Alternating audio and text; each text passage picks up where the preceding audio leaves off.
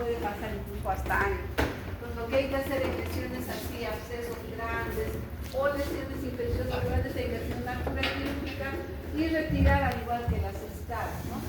Acá tenemos otra imagen en que estamos viendo parte del epitelio, estamos viendo componente inflamatorio en medio de las glándulas, ¿no es cierto? Acá otra lesión inflamatoria debajo de la vesícula biliar.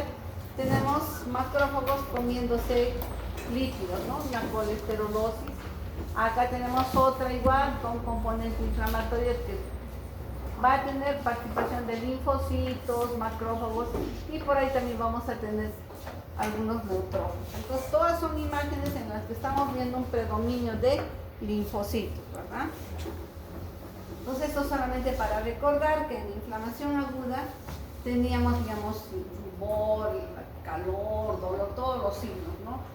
Y lo que se, digamos, había en estos casos de la inflamación aguda, la idea es, digamos, que se resuelva y todo vuelva a su homeostasis, a su normalidad, ¿no? Los vasitos que acá estaban dilatados, con elementos formes fuera, cuando se produce ya la resolución del cuadro, vamos a restablecer la circulación y todos los elementos inflamatorios deben ser retirados, ¿no? Esto es, digamos, lo ideal, lo que queremos que se logre, pero no siempre va a pasar, ¿no? Puede que la lesión persista, entonces ya va a progresar o va a ir a una lesión crónica, ¿no? Una inflamación crónica, en la que vamos a ver ya otros acontecimientos, ¿no? Como es la formación de vasitos, el infiltrado de monocitos, las cicatrices posteriores que se pueden dar en el área de la lesión, ¿no?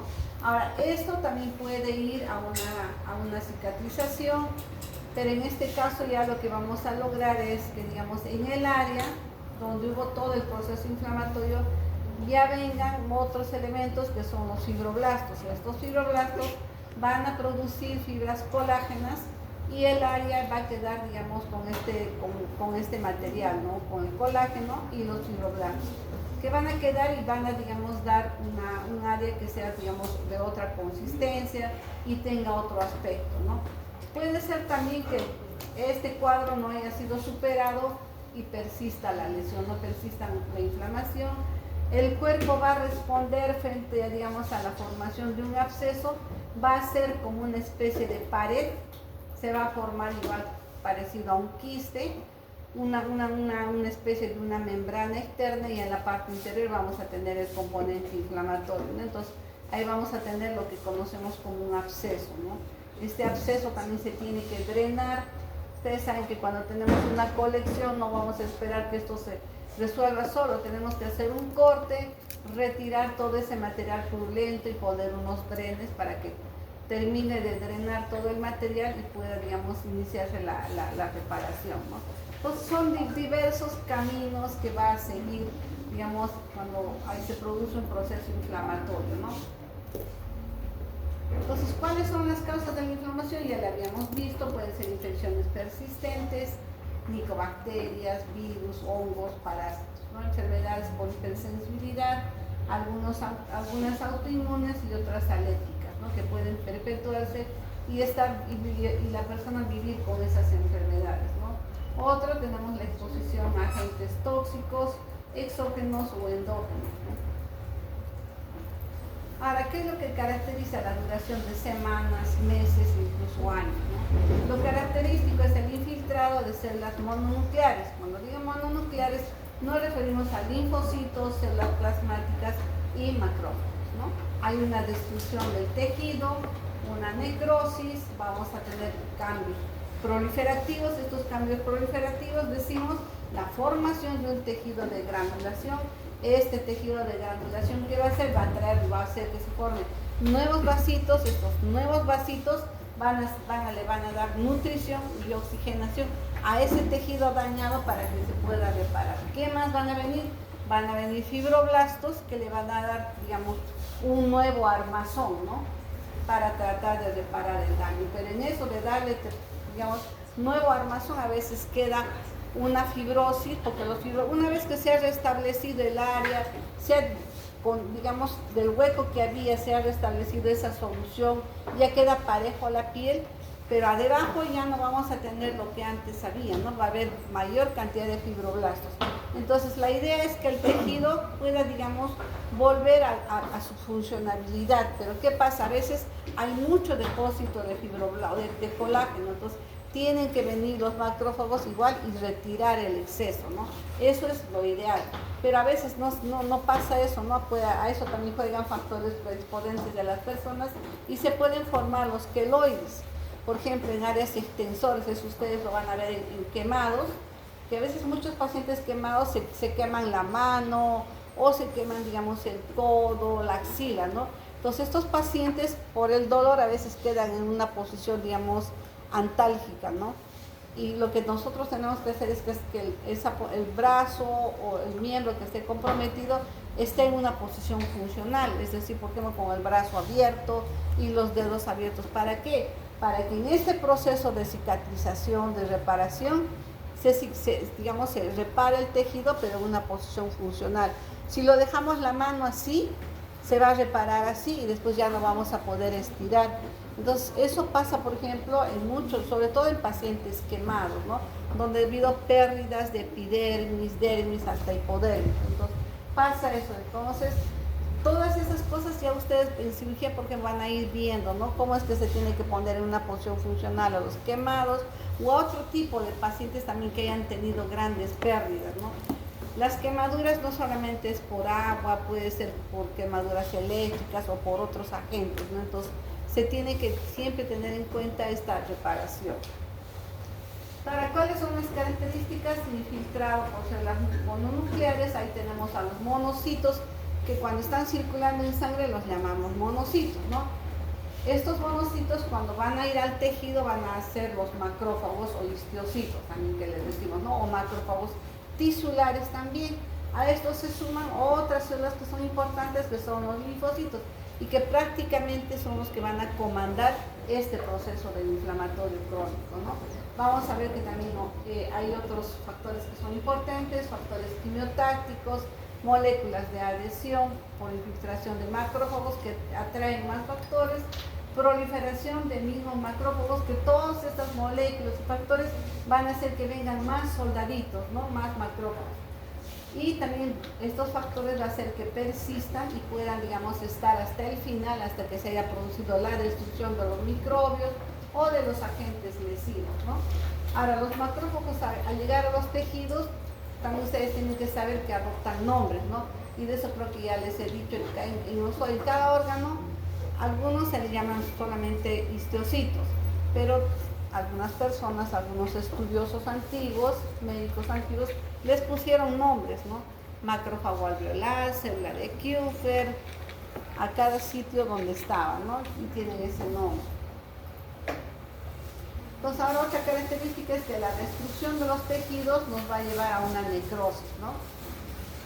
¿Qué es característica, digamos, en la mayoría de lesiones, ¿no? Por ejemplo, en la tuberculosis vamos a tener una necrosis en la parte central del tejido, que va a ser, digamos, por enzimas, por la lisis que van a producir estos elementos, ya sean, digamos, las proteasas, elastasas, colagenasas, lipasas, todas ellas, ya que van a destruir no solamente el colágeno, las proteínas van a desdoblarlos, las lipasas y todo. Entonces, por eso que digieren todos los tejidos, ¿no? No solamente se digiere la piel, se digiere el colágeno que está debajo, se digiere el tejido celular subcutáneo, y así se va destruyendo todas las capas más profundas, ¿no? Entonces, por eso que en su reparación también tiene que entrar en juego otros elementos para que todo esto se pueda reconstituir, ¿no? También vamos a ver que hay cambios proliferativos. Esos cambios proliferativos van a ser la angiogénesis, la formación de vasitos de neoformación, vasitos que son pequeños, de una o dos células o tal vez un poco más, de pocas capas. Por eso les decimos, ¿no? Vasos de neoformación, que una vez terminado o pasada la reparación, también son retirados, ¿no? Mediante la apoptosis ya no son necesarios, entonces se retiran.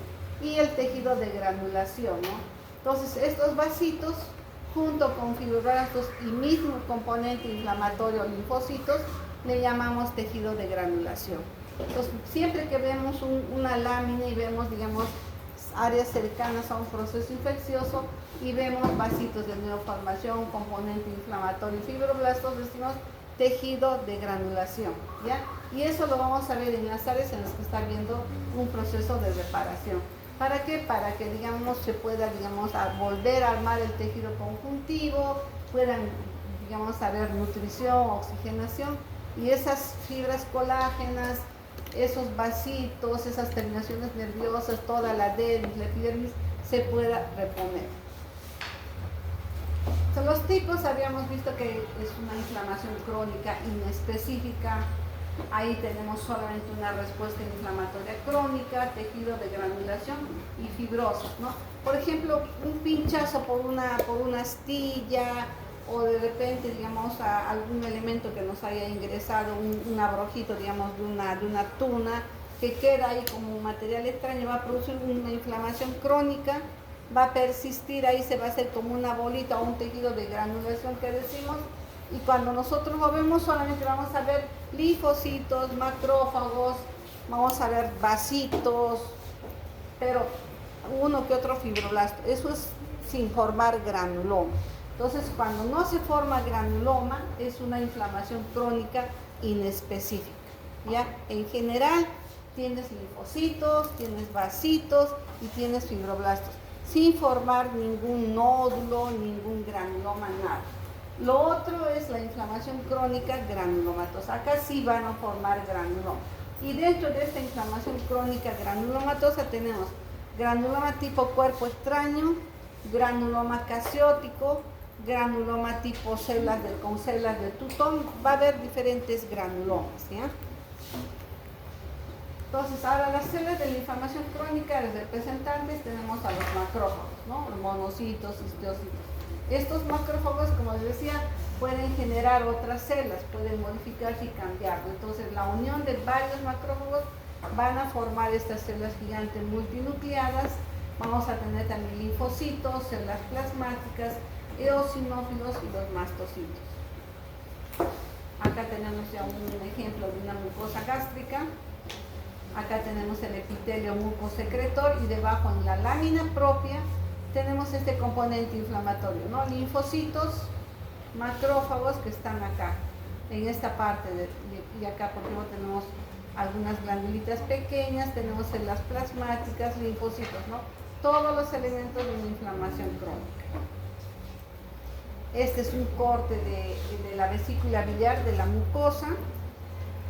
Acá estamos viendo el epitelio cilíndrico de la vesícula, y debajo en la lámina propia estamos viendo gran cantidad de estos macrófagos que se comen el exceso de grasa también que hay en la luz de la vesícula, ¿no? Entonces lo vemos macroscópicamente como unos puntitos amarillentos, y microscópicamente vamos a ver a los macrófagos comiéndose líquidos, ¿no? Y nos da un aspecto de células espumosas, como si tuvieran burbujas de jabón en su citoplasma, ¿no? Están formando como una especie de acúmulos.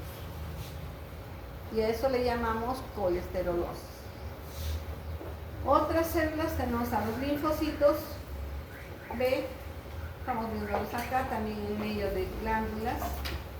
Acá lo vemos también a las células plasmáticas, que también están presentes y son parte del proceso inflamatorio crónico. Tenemos eosinófilos y los mastocitos, ¿no? Acá tenemos un corte de pulmón. Estamos viendo los septos alveolares aumentados de espesor, algunos alvéolos ya modificados por el proceso inflamatorio, ¿no? Y algo que nos damos cuenta acá es que la luz o el espacio alveolar está casi vacío, ¿no? Para ser un proceso infeccioso está casi vacío. ¿Dónde está la lesión? A nivel del intersticio, ¿no? El intersticio, esa pared delgadita que hay entre alvéolo y alvéolo, que está aumentada en el espesor. Incluso estamos viendo un acúmulo de linfocitos. Entonces, esto nos está indicando también un proceso crónico, ¿no?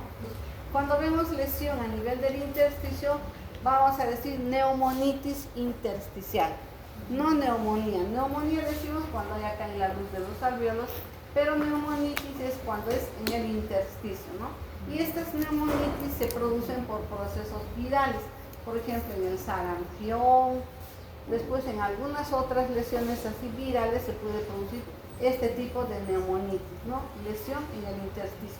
Vemos como esta pared, este cesto está aumentado, está más grueso, debajo hay fibras colágenas, vamos a tener componente inflamatorio, va a haber edema, y miren acá en los espacios alrededores tenemos un aumento de los neumocitos tipo 2, ¿no? Esos que son bien más amplios y están como que se quieren caer a la luz del alveolo, ¿no? Acá tenemos un acúmulo linfoide que correlaciona el cuadro. Estamos viendo también los elementos representativos. Entonces, en la lesión crónica, en la inflamación crónica, vamos a ver que les decía, ¿no? El que comanda va a ser el linfocito, ¿no? Este linfocito va a hacer que se secreten factores quimiotácticos, factores de crecimiento. Todos estos factores van a hacer que vengan más macrófagos, más monocitos circulantes hacia el sitio donde está habiendo el proceso inflamatorio, ¿no? Y estos macrófagos o histocitos que ya están en los tejidos, ¿qué van a hacer? Van a persistir en la zona tratando de limpiar a los gérmenes o agentes extraños que estén causando esta inflamación, ¿no? Entonces, para poder hacer frente, durar más tiempo y cumplir su función, adoptan diferentes formas, ¿no? Una de ellas son las células epitelioides que hemos visto en los granulomas tuberculosos, ¿no? Adoptan una forma alargadita, como que se parecen a las células epiteliales, entonces por eso las decimos células epitelioides. También pueden formar muchas células, unas células con muchos núcleos, y son las células gigantes multinucleadas, ¿no? Que para cada lesión va a tener características especiales, ¿no? Entonces, la persistencia, la presencia de estos macrófagos fundamentalmente están en la inflamación crónica. Acá tenemos, ¿no?, este otro cuadrito en el que estamos viendo que el monocito que está circulando en sangre puede formar el macrófago 1 o el macrófago 2, ¿no? Entonces, acá este va a participar en el proceso inflamatorio y este otro va a participar en la reparación, ¿no? Como ven, a través de diversos factores, y digamos van a cumplir, el 1 va a cumplir, digamos, esta acción de destruir, desaparecer las bacterias o microorganismos que puedan ingresar a nuestro organismo, ¿no? Entonces, pero el 2, el macrófago tipo 2, lo que va a hacer, va a estar presente ya, digamos, en el proceso de reparación de los tejidos, ¿no? Acá vemos, se forman en médula ósea, son parte, digamos, de las células que se están formando acá en el canal medular, salen a sangre periférica cuando ya, digamos, han alcanzado su madurez, y de ahí van a ir a los tejidos, ¿no?, a cumplir las funciones que se les determinen. Acá están los diferentes tipos que tenemos, ¿no? Tenemos la de célula gigante multinucleada tipo cuerpo extraño. En esta, los núcleos se acomodan sin formar ningún patrón, están dispuestos alrededor de la parte central, hacia la parte periférica, se acomodan sin ningún patrón, ¿no? Luego tenemos la de Langhans, que se colocan hacia la parte periférica como un herraje. Vamos a tener también... Sí, pasa más. Entonces, en esta célula gigante multinucleada tipo Langhans, generalmente lo vemos en la tuberculosis, ¿no?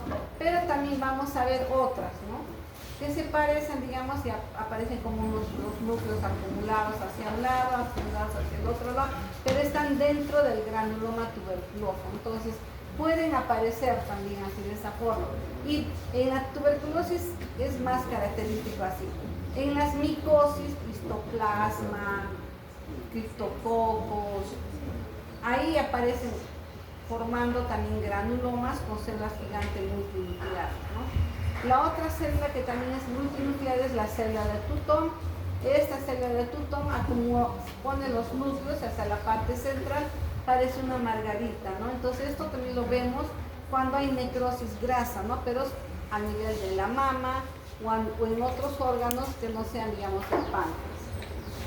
Acá tenemos las multinucleadas, también otro tipo de células gigantes multinucleadas, pero que son tumorales, ¿no? Y debemos diferenciarlas de estas que se ven en la inflamación. Por ejemplo, cuando hay unas neoplasias sumamente agresivas, vamos a encontrar también células multinucleadas. pero los núcleos son atípicos. Entonces ahí vamos a estar frente a un tumor que va a tener células gigantes, pero sus células van a ser anaplásticas. Un tumor sumamente agresivo que no se parece a nada y que, digamos, es de alto grado, ¿no?, de malignidad. Vamos a ver también a las células de Redi-Steenberg, eso vemos en el linfoma de Hodgkin. Vamos a ver también células multinucleadas en los tumores de células gigantes, en los tumores óseos. Ahí vamos a ver núcleos también a diferentes alturas y abundante cantidad, ¿no? Entonces, estas también son células multinucleadas, pero son células gigantes, son tumorales, se ven en las neoplasias malignas. En cambio, estas las vemos en procesos inflamatorios. Entonces, no tenemos que confundirnos, ¿no? Donde veo, por ejemplo, una célula gigante que tiene, digamos, varios núcleos y está, digamos, cerca a un hueso, lo vamos a ver en los tumores de células gigantes, ¿no? Y son los osteoclastos. Donde vamos a ver células que tengan también así varios núcleos, en los linfomas, en el linfoma de Hodgkin, ¿no? O bien va a ser la célula característica que tiene los dos ojitos de búho, o también va a ser, digamos, células que tengan esas células linfohistiocytíticas que tienen los núcleos como popcorn, ¿no?, que parecen las palomitas de maíz, o puede ser también, digamos, que sea una sola célula grande, ¿no? Entonces, ya cuando veamos la parte, digamos, de patología oncológica, y vamos a ver la parte de los linfomas, y ahí vamos a hacer mención a que también hay otras células multinucleadas, pero son tumorales, ¿no? En el tumor de células gigantes, o bien también en los tumores anaplásticos de alto grado de malignidad. Ahí vamos a ver. En todas estas, los núcleos son alterados, de bordes irregulares, la cromatina es grumosa, se ve nucleolo, ¿no? En cambio, en estas otras células inflamatorias solamente se ve núcleo, no se ve nucleolo, los bordes son parejitos, la cromatina está finamente distribuida, son células benignas, ¿ya?, pero inflamatorias. Ahora, en la inflamación crónica granulomatosa vamos a ver que está formada por estos macrófagos modificados. Habíamos visto a las células epitelioides en la tuberculosis, están adyacentes a la necrosis caseosa central, alargaditas, pareciéndose a las células epiteliales, por eso las habíamos llamado epitelioides, ¿no? Están unas echaditas, otras están paralelas. Luego de estas vamos a encontrar a los linfocitos. En algunas partes los vemos salpicaditos uno por otro lado, pero más periféricamente los vamos a ver en mayor proporción, con mayor densidad. Entonces ahí vamos a llamar linfocitos o la corona de linfocitos, ¿no? Entonces, los otros componentes son la necrosis, las áreas de fibrosis que se puedan producir. Estas áreas de fibrosis periférica van a formar lo que llamamos, por ejemplo, la cápsula de un absceso. Van a formar también otros elementos, van a ser estas células gigantes que hemos mencionado, tipo cuerpo extraño, tipo Langerhans y tipo Tutón. Estas son benignas. Entonces, la bacteria, una vez que ingresa a nuestro cuerpo, sobre todo el Mycobacterium tuberculoso, ¿qué va a hacer? Va a causar este tipo de lesión granulomatosa. Va a tener características patognomónicas con la necrosis caseosa central, la corona de linfocitos periféricas, sus células epitelioides, macrófagos, células plasmáticas, que se pueden ver, digamos, en todo ese complejo que llamamos granuloma.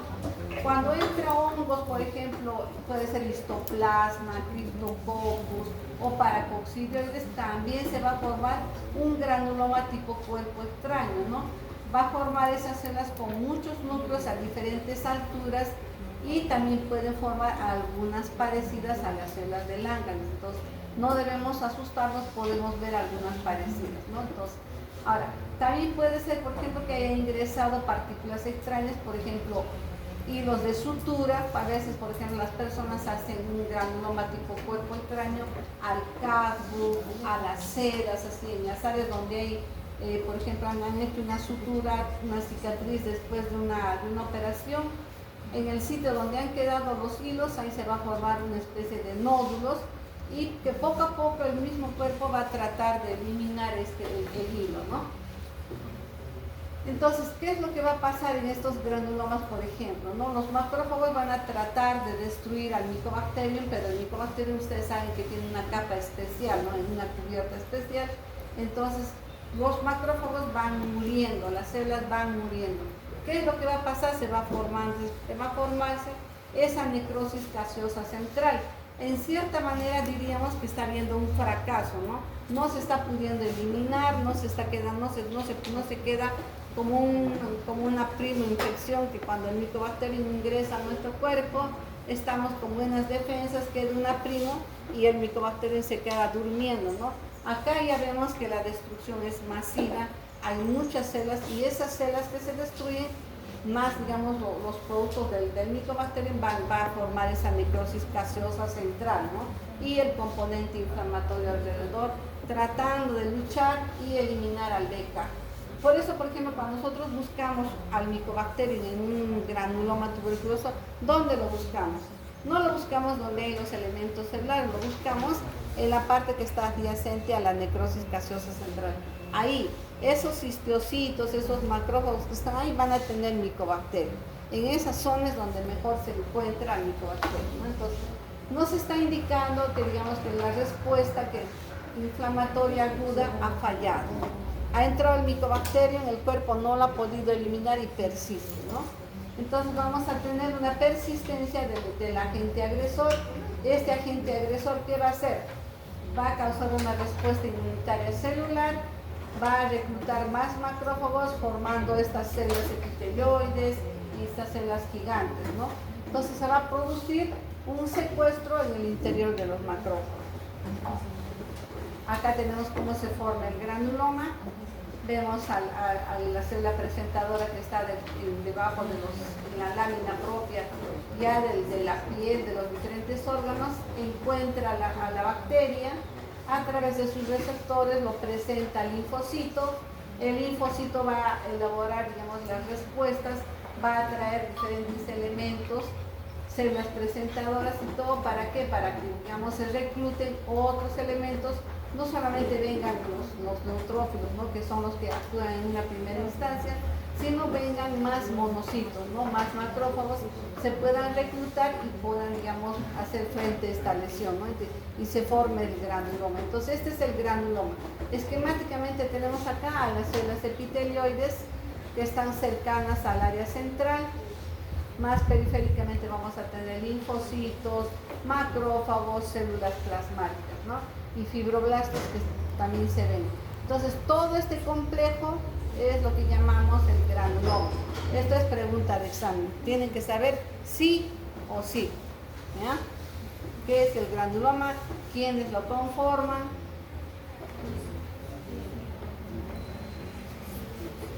Chicos, con agua. Se van a quedar sin. Es hora también de la hora alcalina. Hora alcalina.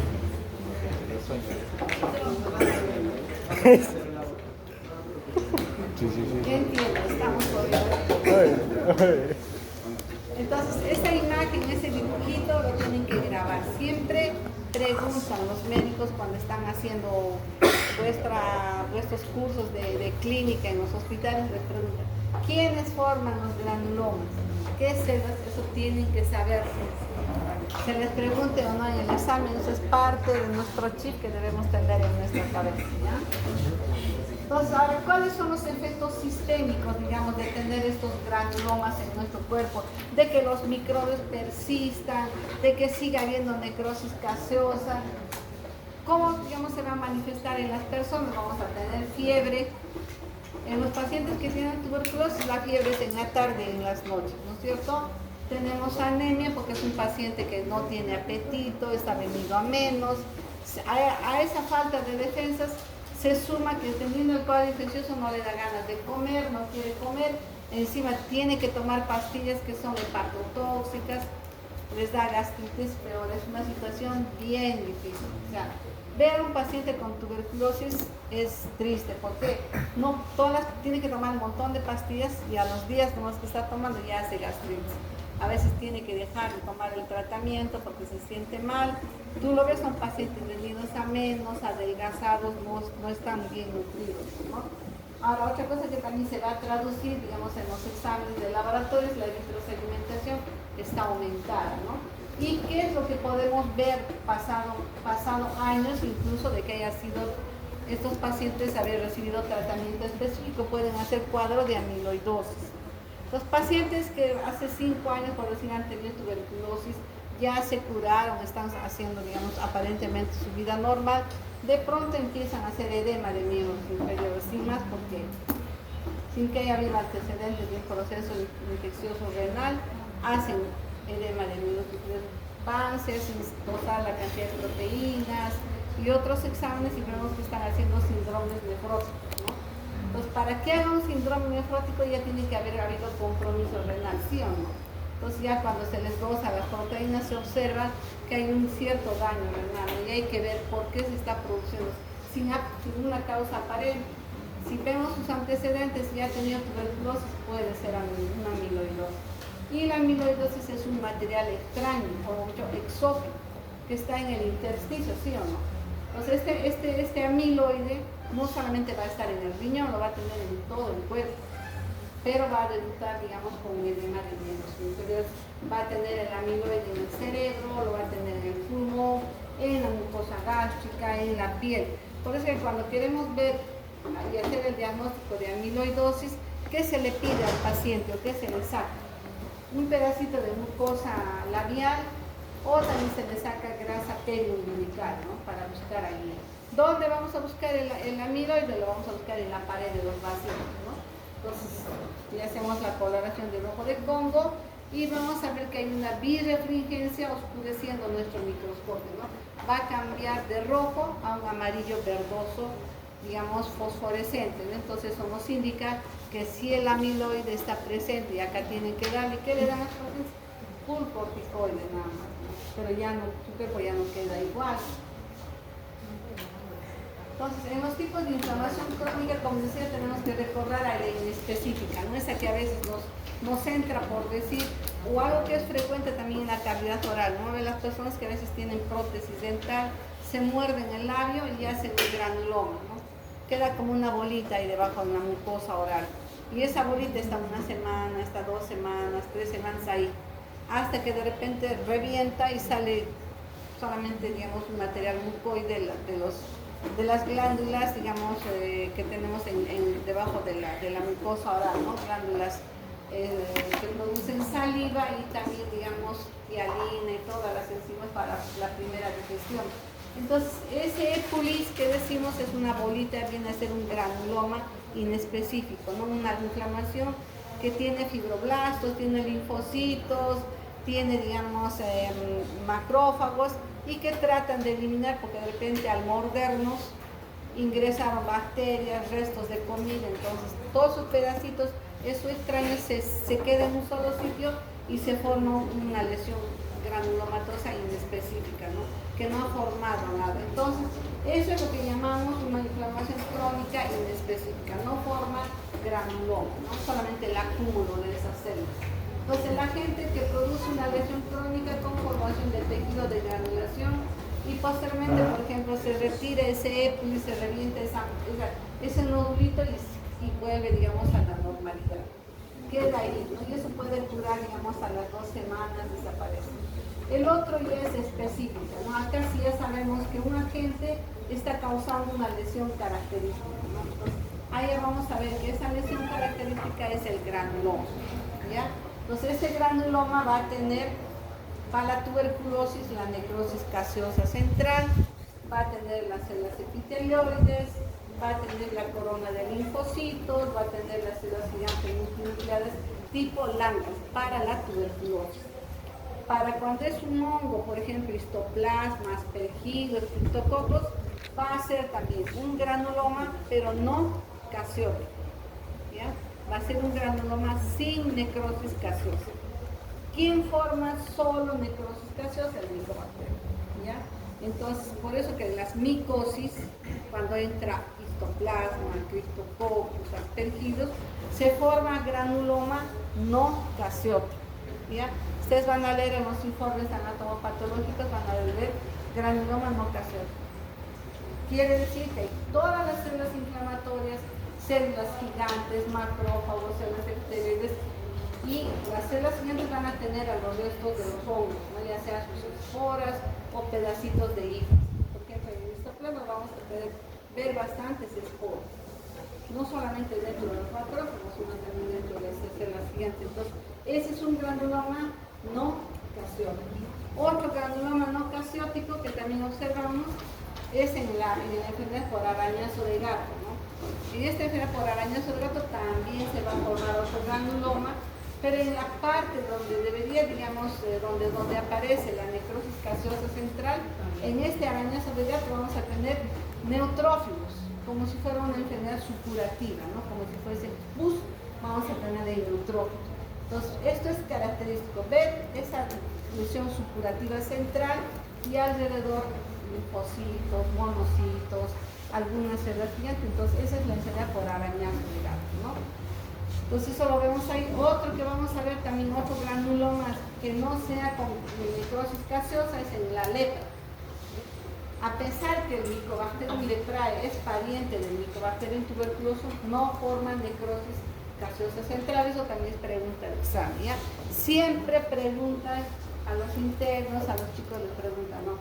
¿La lepra produce necrosis gaseosa? No. ¿Produce un granuloma? No gaseoso, la lepra. Después también, ¿quién produce? La sífilis también produce un granuloma no gaseoso, ¿ya? En la sífilis que vamos a tener, hacen esas lesiones granulomatosas, nódulos que llamamos los gomas, ¿no es cierto? Entonces, durante un tiempo no habíamos visto sífilis, está volviendo a aparecer sífilis. Aparecen, digamos, como unas verrugas en la mano, en cualquier parte del cuerpo. ¿Cómo ustedes se dan cuenta? Es un nódulo que no duele, es duro. Es como si estuvieras agarrando un pedazo de gel, ¿no? Me notas y es así, tiene un bulto, tiene otro, tiene varios, ¿no? Y antecede de repente un contacto sexual hace tiempo, o es, digamos, un travesti o algo así, un homosexual, puede tener, aparece, la sífilis está volviendo a aparecer. Antes se veía más en prostitutas, ¿no? Pero ahora no, o sea, ahora ya la población está, con esto de que ha aparecido la verruga por el monkey virus, también está apareciendo nuevamente sífilis, ¿no? Entonces, nos habíamos olvidado en patología de sífilis, pero estamos viendo pieles con abundante cantidad de células plasmáticas. Ver células plasmáticas en una biopsia de piel ya nos tiene que hacer buscar uno, la leishmaniasis, la úlcera, pero si el paciente no tiene úlcera, tiene esas lesiones, esos nódulos, ya hay que pensar en sífilis, ¿no? Entonces, ¿qué tenemos que buscar? Tenemos que buscar al treponema. Y para eso le hacemos coloraciones también especiales, ¿no? Coloraciones argénticas, y vemos al treponema pálido. Entonces, acuérdense, granulomas no caseóticos, sífilis, lepra, arañazo de gato, ¿ya? Y también las micosis, ¿no? Micosis, las micosis son hongos, ¿ya? Ahora, otras formas, también ustedes van a ver en los libros que hay otra forma también de decir a la inflamación crónica, ¿no? Inflamación crónica inespecífica, por ejemplo, una osteomielitis, una cistitis, después podemos ver una peritonitis. Muchos de los términos que terminan en itis también pueden, digamos, hacer estos cuadros inflamatorios crónicos inespecíficos, ¿no? Que puede ser cualquier cosa. Puede ser una astilla, puede ser un material extraño, puede ser cualquier cosa, ¿no? Entonces, cuando es una osteomielitis, ¿qué es lo que pasa? Hay el ingreso de un microbio hacia el hueso, ¿no? Se va a formar una necrosis, se va a formar el secuestro, una inflamación que le dura mucho tiempo al paciente, y a veces hay que hacer la limpieza quirúrgica, retirar todo ese tejido que está en el hueso necrótico para que se pueda curar el paciente, ¿no? Y tenemos la otra inflamación, es la inflamación crónica granulomática. Entonces, por eso les estoy poniendo las formas en las que los textos hacen mención, ¿no? Para que ustedes no sepan y no se confundan. Acá tenemos la inflamación, por ejemplo, inespecífica, lo que les decía, ¿no? Acá tenemos las paredes de un alveolo, aumentadas de espesor, el acúmulo de linfocitos, una neumonitis crónica inespecífica, ¿no? Acá tenemos otra en el que estamos viendo ya dentro de los alveolos, ¿no? Componente inflamatorio. Entonces hay infecciones virales que causan también este tipo de lesiones. Más que todo, lo que es la parte intersticial son más virosas, ¿no? Acá vemos otro igual, ese mismo que les decía, ¿no? Es aumento del espesor del intersticio entre los septos alveolares y el elemento representativo linfocitos, ¿no? Acá lo que les decía, la osteomielitis, ver este tipo de lesiones, varias úlceras a través de los cuales drena material purulento, el paciente tiene una fractura patológica y hay que ver por qué no cicatriza, qué es lo que está pasando, ¿no? Entonces, se hace un estudio y vamos a ver los cultivos, nos va a dar diversos gérmenes, ¿no? Y la placa radiográfica también nos ayuda. Son pacientes que pueden estar 1 mes, 2 meses, 3 meses, así digamos con este tipo de lesiones, ¿no? Entonces acá tampoco se forma granuloma, es una inflamación crónica inespecífica. ¿Cómo se llama?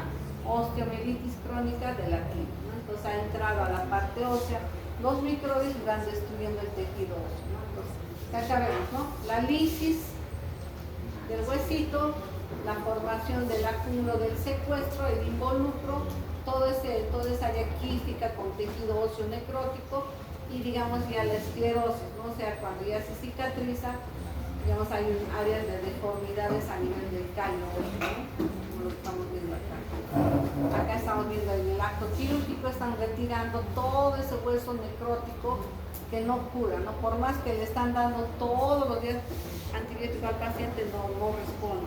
Entonces, ¿qué hay que hacer? Hay que ayudar y retirar, hacer una cura quirúrgica y retirar todo ese material necrótico que está acá. Doctora, ¿cómo se diferencia de una leishmaniasis? ¿Ah? ¿Cómo se diferencia de la Leishmaniasis, la clínica. Tiene un paciente que tiene antecedentes de haber estado en los valles interandinos, a cierta altura, donde el mosquito, el Phlebotomus pica a animales, puede ser perros, ratones, marsupiales, pica a ellos que tienen las úlceras. Entonces la leishmania está ahí, es un parásito intracelular. Le pican y en su glándula salival el mosquito lleva y le pica al humano y le produce una úlcera. Al principio es una papulita con un granito de un acné, ¿no? Que de repente le causa un cierto escozor a las personas. Pasan los días, se ulcera. Entonces es como un volcancito que va creciendo, va creciendo. Es una úlcera casi indolora. Y la parte central, digamos, como que fuera la parte central del volcán, está rojito, no tiene material purulento y puede crecer, puede tener 1 centímetro, 2 centímetros, incluso más grande, ¿no? Entonces, el paciente en su desesperación se pone un montón de cosas. Y eso puede ser que haya una infección sobreagregada. Pero la leishmaniasis es una úlcera limpia, eso tiene que ser, es una úlcera limpia, rosadita, sus bordes no son largos, ¿no? Y ya pues al paciente le causa ya molestias cuando ya la úlcera tiene cierto tamaño. Entonces, así grande lo van a ver ustedes en el hospital. No van a ver, digamos, una leishmania de una lesión de 4 o 5 milímetros o medio centímetro, no, siempre lo van a ver úlceras grandes, ¿no? ¿En qué áreas? En las áreas expuestas, los brazos, el cuello, la cara, las piernas, ahí lo van a ver. Ustedes saben que la gente va a trabajar al oro, en el Puerto Maldonado, al café, la coca, ¿sí o no? Ahí es donde se contagian con leishmaniasis, muy bien en acá. Y cuando hagan el infecto, ahí van a ver, ¿no? Por cierto, entonces, esto es diferente, por ejemplo, de la lepra o de otras infecciones. La lepra también te va a producir úlceras, te va a producir nódulos. Entonces, tenemos que saber, ¿es una lepra lepromatosa o es una lepra tuberculoide? Si es una lepra tuberculoide va a tener nódulos igual que la sífilis, pero este paciente ha estado en la selva. Siempre es importante el antecedente epidemiológico en este tipo de enfermedades, ¿ya? En cambio, uno que tiene sífilis te va a decir que ha estado por acá y que tenía algún contacto, ¿no? Ya hay que pensar que puede ser esa otra enfermedad.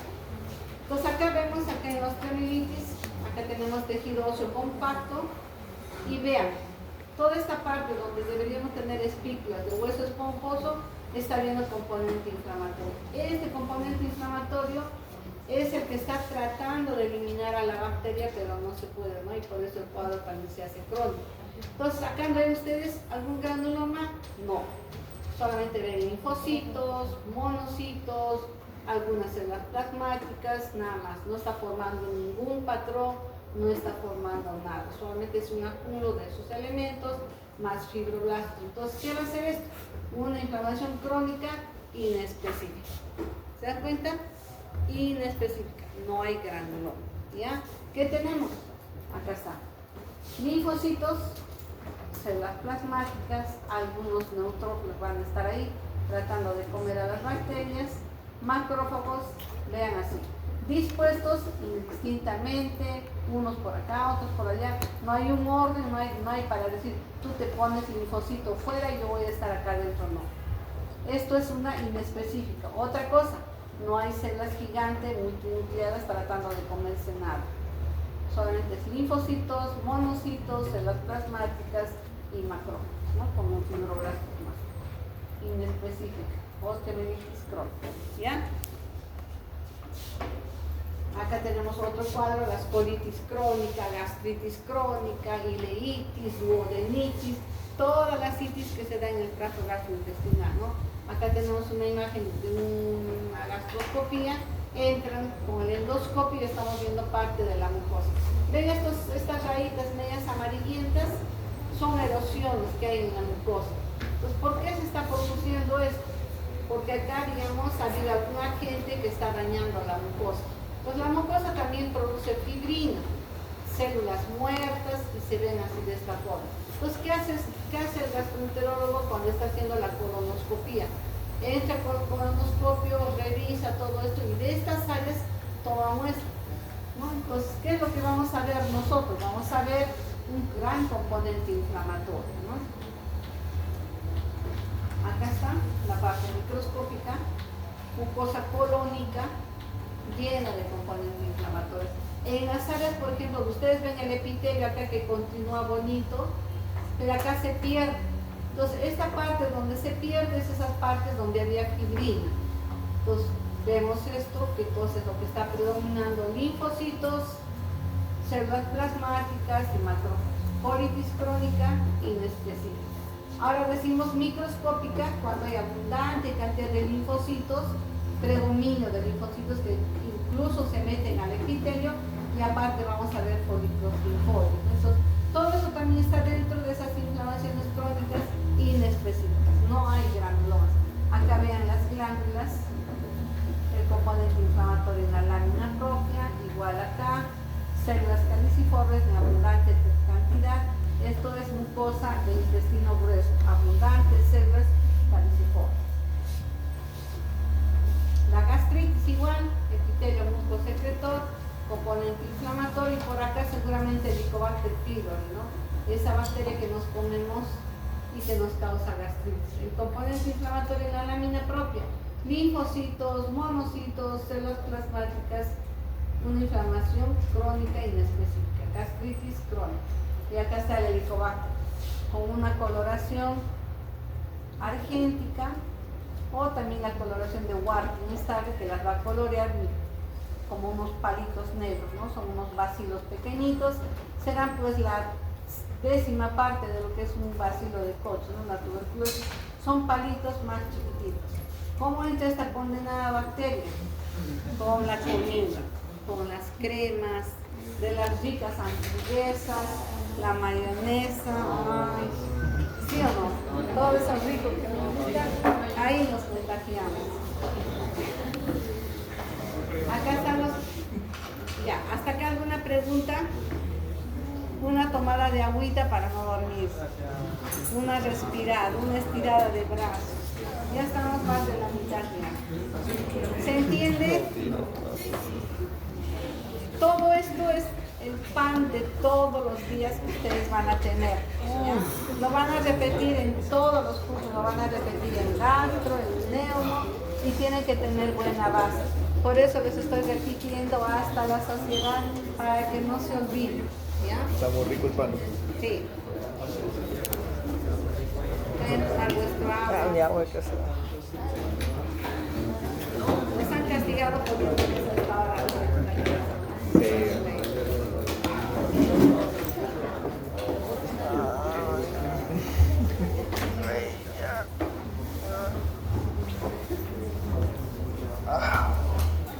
Me he pegado, me he pegado. Ponle pausa, ¿no? Ponle pausa.